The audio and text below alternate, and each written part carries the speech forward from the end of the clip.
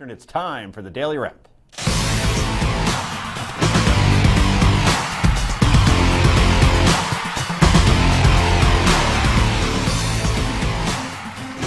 And welcome to the show. I'm Joe Concha, joined by my co-host, Forbes columnist, and is what some party insiders are calling the frontrunner for the Democratic nomination if Hillary Clinton doesn't run. Is that true? I'm the dark horse. Keep it under your... Seriously, under the radar. Rick Unger is here also. She's one of Philadelphia's top attorneys and was once engaged to Corbin Bernsen of LA law fame. Wow. Who knew? I thought that was secret. So much in the intro. Heather Hansen, welcome.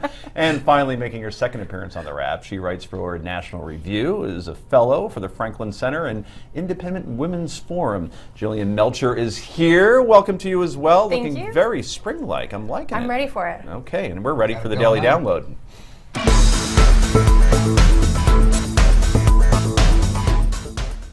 Distrust between the Obama administration and Israeli Prime Minister Benjamin Netanyahu now at an all-time high. The Wall Street Journal now reporting that Israel spied on U.S. negotiations with Iran and then passed on the information to members of Congress.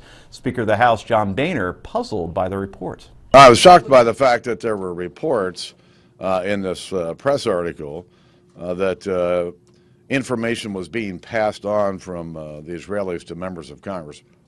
I'm not aware of that at all. Would it have been inappropriate if they did? I'm not sure what the information was, but I'm baffled by it. Mr. Boehner seems vexed. He seems extremely vexed. Well, anyway, let's go to former chair of the House Intelligence Committee, Congressman Pete Hoekstra, in our Washington, D.C. studio. Congressman, U.S. has spied on Israel before and vice versa. What has the White House up in arms over this, over the alleged sharing of information with the GOP? So I guess my first question is, one, do you believe the reports? And two, if true, have you seen anything like this before? This is nothing new. This is not unprecedented. Remember, this is the administration that was accused of listening to the cell phone of Angela Merkel, the Prime Minister of Germany. And now, the Iran talks. This is an existential threat to Israel. Do I expect Israel to be trying to listen in and to spy on Iran, the people who are part of the negotiations and others, to find out exactly what's going on, and then perhaps massage it in some way and feed that information to members of Congress for them to really identify what's going on? That's not unprecedented. Remember, most of what we know about what's going on with the Iran nuclear talks are leaks out of the Obama administration about what's going on there. There's no public disclosure, but they are leaking information favorable to them. Israel spying on the participants in the Iran talks, the U.S. spying on friends and allies. These are things that go on in the dirty world of intelligence. Congressman, it's Rick Unger. I know that you, as the one-time chairman of the Intelligence Committee, would have had the clearance, but I wonder if every member of Congress would typically have sufficient clearance to get this information, and if not, don't you kind of think that the Israelis ought to just share it with people who do have that kind of clearance? No, I think what's going on here, Rick, is, are they getting top secret classified information?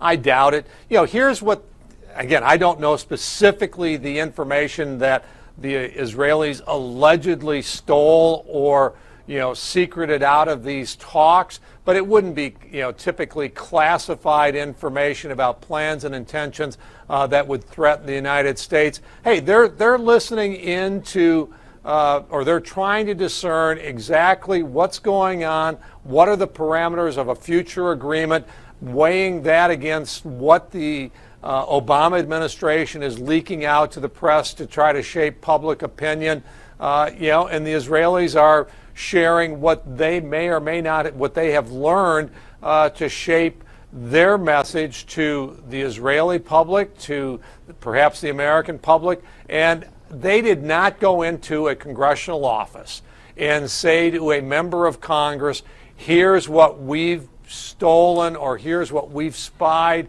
what we've gotten from our spying on the Iran nuclear talks. They would have gone into a member of Congress's office and said, here's what we believe the parameters of an agreement are starting to look like from sources that that we've gained information from, our allies in Europe, other folks in that, and put a caveat with it and saying we're not sure that this is exactly, but this is what we're hearing. Maybe you ought to ask the administration about it. We will try to do that, absolutely. Congressman, thanks for joining us. We appreciate it. Let's Always turn good to be with you. Thank you. Thank you. So let's turn to our panel here. You know what the irony is, Heather Hansen, is that the U.S. helped build the very intelligence, the way to spy on the Iranian government, and now it's being turned against us. But that's one of the many ironies here. I mean, the other irony is that we found out they were spying by spying on them, and then the fact that the administration is most upset because this information got back to Congress, information that I'd argue they should be privy to start with. I also think there's an ironic part of this where senators were spied on this summer by the CIA. So our own government has been spying on our government. I think to make as if this is some sort of a big deal and to act like we're aghast at this and it doesn't happen is really pushing it too far and trying to make this into something that will further put President Obama on a better course with regard to these talks instead of focusing once again on the actual content of the talks. Now, Jillian, President Obama has about, I think, 22 months left in office. Can you ever see Prime Minister Benjamin Netanyahu coming here and actually having normal relations with an American president as we've seen mostly in the past? I think it's going to be hard for them to have a productive dialogue. The personal animosity between these two people is so intense right now. I think it got that way. Well, I think they just have fundamentally different views about what diplomacy is and the world order that they want to create. And I mean, in addition to that, I would guess that there's probably a personality rift there as well. So it's a lot of things stacked up. But, I think this is just a ridiculous controversy. Of course countries are spying, and of course they're spying on the things that most deeply concern them. It's a no-brainer. Rick, final word. I can't believe that anybody would believe John Boehner saying that he didn't believe that there was gambling going on in Las Vegas. Of course he knew. Look, I'm tired of this whole Obama-Netanyahu thing. If anybody checked in with Jim Baker's speech the other night to the J Street people, we have seen this before. We have done this Not before. lately, though. You gotta go back to 91. Well, Right. that's actually modern history in most Or it's assessments. 24 years, depending on how you look at it. Happens, Number of and you know what? administrations. If we go well past their personal relationship, it's enough already. And enough already for this segment as well. So coming up next, it looks like Hillary Clinton finally has some competition for the Democratic nomination, kinda. We'll tell you who next. This is the Daily Wrap, and it's only on Newsmax TV.